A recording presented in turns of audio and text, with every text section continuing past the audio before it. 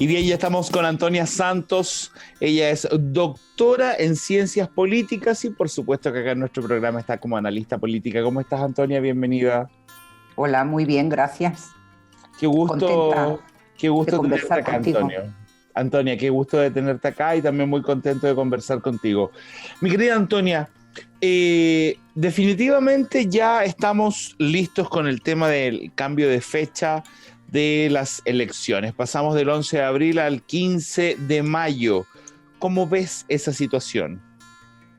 Bueno, la veo como necesaria y la veo como necesaria porque estamos viviendo, yo diría que el peor momento de la pandemia del COVID-19. Por tanto, tenemos que atender esa situación y me parece que es necesario y lo tenemos que entender así. Otra cosa es las dificultades que había habido para fijar la fecha de las elecciones, para concentrar también, porque era una elección muy complicada, ¿no? Y eso de simultáneamente tener 4 convocatorias no deja de ser menor. Quiero decir, hay otros elementos que vienen a hacer esta situación más compleja, diría yo, Ajá. sobre todo por cómo se atienden los periodos que ya habían concluido, cómo se va a iniciar otros. Pero eso es otro, o sea, forma parte del análisis, pero lo podemos tocar en otro momento.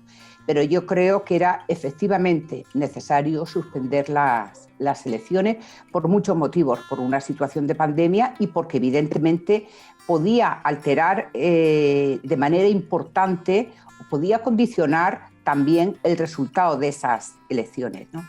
Uh-huh. Ahora, Antonia, dentro de toda esta situación que se va dando, hay algunas voces que dicen que de acá a mayo, al 15 de mayo, no va a haber un cambio sustancial en la gente ya totalmente inmunizada. Van a haber más personas, por supuesto, inmunizadas, pero no sustancialmente. O sea, no es que vamos a alcanzar a tener 3/4 de la población lista. Vamos igual todavía a estar en un proceso, tomando en cuenta que la vacuna que se pone a la mayoría es Sinovac y requiere 15 días posteriores a la segunda dosis. Entonces, como que algunos por ahí han dicho, también puede ser súper peligroso, más allá de la elección y de estar en una fila para votar, es más peligroso que te vaya a meter en un supermercado, que te vaya a meter de vacaciones, un gimnasio, estas fiestas clandestinas que están por todos lados. ¿Por qué la gente debe retrasar un cambio de nuestras autoridades si en el fondo te están prohibiendo todo el resto de cosas? Bueno, yo creo que no podemos perder de vista a la hora de hacer cualquier análisis el contexto en el que estamos. Es un contexto de una crisis sanitaria, es un contexto de una crisis económica, porque tiene un componente muy importante, y es un contexto también de crisis política. No nos podemos olvidar que previo a lo que es la crisis sanitaria, Chile tuvo una crisis política muy importante.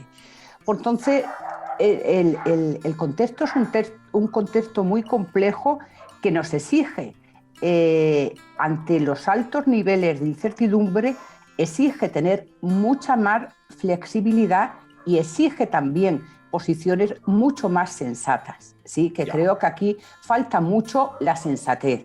Está bien que se tengan posiciones políticas, pero habrá que llegar a establecer mínimos acuerdos que permitan superar adecuadamente esta combinación de crisis en las que estamos. Sobre todo porque en momentos de incertidumbre los actores relevantes o los actores políticos en este sentido no pueden incrementar más esa incertidumbre. Que sea mayo, posiblemente sea mayo, que no es mayo, se van para junio. El mes pasado, en lo que era febrero, vivíamos una situación donde se podían pedir permisos de vacaciones. Hasta hoy, que estamos grabando el 31 de marzo, hasta hoy se puede. Pero el marzo ya no sé, o sea, quiero decir, sería una locura moverse de vacaciones, entre otras cosas, porque hay muy pocos lugares donde se pueda vacacionar, ¿no?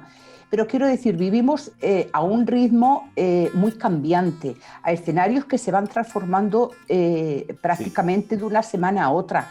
Y eso exige que seamos más flexibles. En estos momentos, las posiciones más rígidas o más intransigentes, yo pienso que personalmente no contribuyen a nada y sobre todo nos crean mucho más desasosiego, ¿no? Contribuyen a la inquietud. Lo que tenemos que tener son dirigentes y gobernantes que nos transmitan, por lo menos decir, nos estamos haciendo cargo adecuadamente de esta situación. Okay. Y yo creo que falta, que hay un problema de comunicación importante y que hay muchas voces disonantes dentro de esa comunicación. Uh-huh. Ahora, Antonia, por otro lado, no solamente esta parte de la pandemia, también existe esto que puede ser una desventaja para algunos candidatos con menos recursos, porque se frena la elección, pero no se frena la campaña. Entonces va a haber un mes más que gastar en campaña, en publicidad, en propaganda, y los que tienen los recursos más acotados, ¿cómo quedan frente al que tiene mucho más recursos?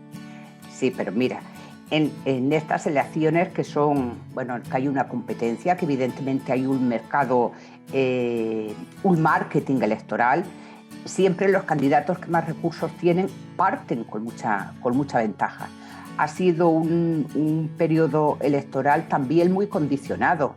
Quiero decir, se ha visto muy reducidas las posibilidades que había de campaña.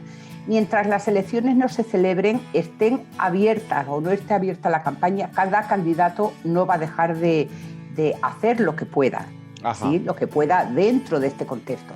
Ajá. Yo creo que eso no es importante, el tener o no tener dinero de cara a una campaña, claro, condiciona, pero condiciona bajo cualquier circunstancia. En este caso, ¿cuál sería lo que tú señalas? Que se amplía ese periodo de campaña, pero es una campaña muy limitada también, ¿no? Y evidentemente yo creo que... ¿No consideras que va a haber un cambio?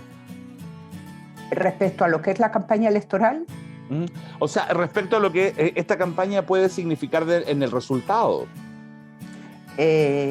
Porque, a ver, va un candidato, mira, te lo pongo así en esta manera. Va un candidato con la delantera por preferencia de la ciudadanía, etcétera, etcétera. Sin embargo, se le acaba la plata y para de publicitarse y el que le sigue, que tiene mucho más dinero, va a poder e influenciar a la población. ¿Puede ser así? Relativamente. Yo creo que una característica que tiene esta elección es que los candidatos han tenido poca plata y poco acceso a la plata, ¿no? Entonces, y sabemos los candidatos que han tenido plata frente a los muchos y muchas que no han tenido plata. No creo que sea un elemento decisivo a la hora del resultado de las elecciones. Perfecto. Antonia, por otro lado, han habido algunas polémicas en Iquique, en Tarapacá exactamente, respecto a candidatos que son de afuera. ¿Qué importancia le asignas tú a que la persona que se está candidateando sea de esta región? Porque ser iquiqueño no te asegura ser un buen político. Tú puedes haber nacido en Iquique y ser un completo estúpido, ¿verdad? Y haber nacido en Punta Arenas y venirte a candidatear acá y hacer las cosas correctamente. Sin embargo, me parece que hay que asignarle, cierto valor a que la persona conozca la realidad. No que haya venido de vacaciones en enero y a la Sofri, no. Sino que haya vivido acá y sentir cómo es un fin de semana en que no hay nada que hacer y sentir que solo hay playa, Sofri, ¿me entiendes? ¿Cómo lo ves eso? Playa, Sofri, Chumbeque, ¿no? Marisco. O sea, marisco, quiero decir, Iquique da y la zona da para mucho, ¿no? Pero más allá de eso, si nosotros vemos quiénes han sido candidatos y quiénes han obtenido la representación en Iquique, ha habido representantes políticos de Iquique que no eran de la región y han conseguido ser representantes de la región. Esto hay que manifestarlo así. Posiblemente es la voluntad de los candidatos, pero previo a la voluntad de los candidatos hay una responsabilidad de los partidos políticos, ¿sí? Son los partidos políticos y quienes están detrás de esos candidatos quienes posibilitan eso, ¿sí? Claro. Por tanto, donde hay que poner efectivamente esos candidatos deberían vivir en la zona, conocer la zona y verdaderamente representar a esa comunidad política, ¿no? Pero aquí evidentemente la responsabilidad la tienen fundamentalmente los partidos políticos, porque si observamos no hay candidatos independientes que no se presenten por la zona a la que pertenecen. ¿sí? El candidato independiente representa muy bien los territorios. Son los candidatos que adhieren a los partidos políticos y que son designados por los partidos políticos los que tienen esta condición que tú señalas. Es la forma que tienen de resolver los partidos políticos estas situaciones. Por tanto, ahí el tirón de orejas, evidentemente, es hacia los partidos políticos. Yo creo que ahora, además, más que nunca, necesitamos representantes políticos que representen a las comunidades y a los territorios. Sí. Perfecto. Antonia, por otro lado, estos artículos que aparecieron en el Washington Post y en el New York Times, en que se habla de este exitismo que el gobierno comenzó a propagar entre la población, que vamos bien con la vacuna, que somos número 1 del mundo, y lo somos. Eso no está en discusión, lo somos. Sin embargo, igual las cifras están hechas bolsa. Estamos con una cantidad de muertos, de contagios y de personas conectadas a respiradores y en camas críticas terribles. Entonces, por ahí como que el gobierno se preocupaba de decir lo fantástico que éramos vacunando, como que relajó las medidas, como que dio la señal que esto está pasando porque estamos con las vacunas ya, para todos. Incluso se habló de vacunas para peruanos, de mandar vacunas a todos nuestros vecinos con menos recursos. ¿Cómo ves eso? ¿Cómo ves esa situación? Sí. Hombre, parto de lo que dije anteriormente. En una situación de altas cuotas de incertidumbre, ¿no? Yo creo que las actitudes arrogantes y exitistas sirven para poco. Así que yo creo que la humildad nunca sobra. El presidente Piñera siempre es muy amigo de estas mediciones, de estos rankings, ¿no? Es una forma de posicionarse y de esta situación tan compleja que tiene que gobernar, decir, bueno, algo dentro de todo esto estamos haciendo bien. Pero curiosamente Chile siempre ha tenido una característica. Podía tener indicadores macroeconómicos que puntuaban muy altos en América Latina y tenía índices de desarrollo o de calidad de vida muy baja. Quiero decir, tú puedes hacer mediciones, por ejemplo, el porcentaje de población vacunada y te sale muy alto. Ya. Pero cuando eso lo relacionas con los niveles de contagio, también salen muy altos, ¿no? Y precisamente Chile tiene esa contradicción tan importante, ¿no? Un modelo de crecimiento económico, un modelo que tiene capacidad para gestionar, pero esa capacidad para gestionar no es una capacidad ni para generar suficiente gobernabilidad, ni tampoco para generar desarrollo. Y precisamente la crisis que tenemos es por eso. Y lo que nos dice ese análisis que tú hablas de periódicos extranjeros, a lo que hacen alusión es precisamente a eso. En este país, evidentemente, llama mucho la atención cómo se pueden hacer cuarentenas larguísimas. Hemos vivido cuarentenas de más de 4 meses. Claro. Se ha conseguido bajar algo, pero el rebrote ha surgido enseguida, ¿no? Y evidentemente es porque vivimos en un país muy desigual. Y hasta que no enfrentemos eso adecuadamente, esto no va a poder bajar. Si las ayudas del gobierno, quiero decir, un Estado que se concibe sin mecanismos de protección social, el momento de crisis es precisamente donde se ven esas necesidades. No le puedes pedir a la mitad del país que haga una cuarentena larga si tú no le garantizas unos mínimos económicos para poder quedarse en su casa. ¿Sí? Exactamente. Antonia, ¿crees que cambiaría entonces si el discurso del gobierno, más allá de autofelicitarse y de todo felicitarnos por el tema de las vacunas, también se dijera, pero la vacuna no es la solución, la vacuna es parte, pero usted tiene que seguir cuidándose?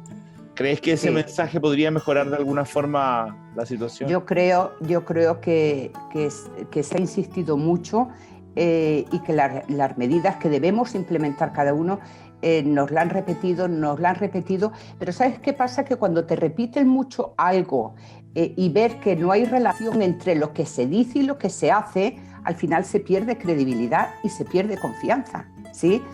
Si todos decimos estamos poniendo nuestro mejor esfuerzo y resulta que estamos mal, pues dices, ¿para qué sirve todo esto? Algo no está funcionando aquí, ¿no?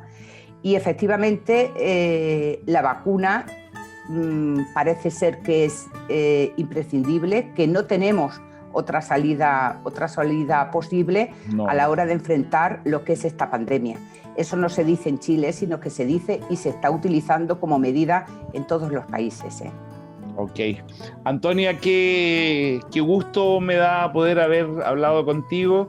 Gracias por darnos esta entrevista. Obviamente en estos días te vamos a estar llamando un poquito seguido para que estemos siempre en contacto y analizando todo lo que pasa, que sabes tú que hace tanta falta muchas veces para el público, sobre todo regiones, que se analicen situaciones de este aspecto, de este ámbito, porque la gente como que tiende a ver la noticia y luego se queda con una idea un poco errada o efectista de una situación.